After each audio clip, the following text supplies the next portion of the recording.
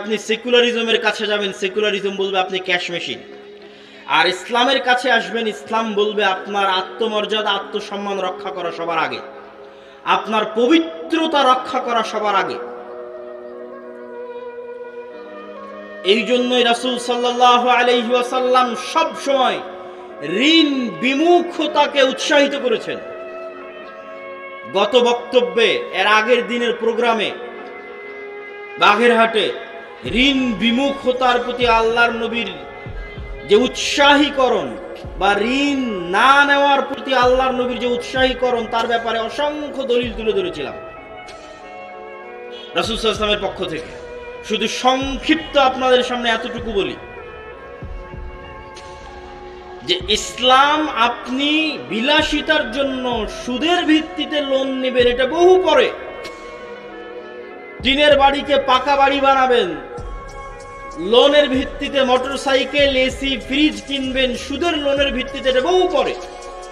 স্বাভাবিক কর্জে হাসানা, যেখানে সুদ যুক্ত নাই, এই স্বাভাবিক কর্জে হাসানাকে আল্লাহর নবী এই পরিমাণ নিরুৎসাহিত করেছে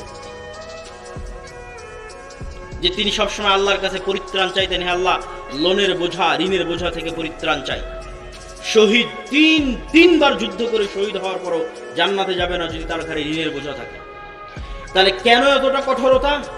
ওই যে আজকে যদি 500 টাকা কিস্তিতে লোন নেন, 1000 টাকা কিস্তিতে লোন নেন, কালকে যখন পরিশোধের সময় আসবে আপনি মিথ্যা বলবেন।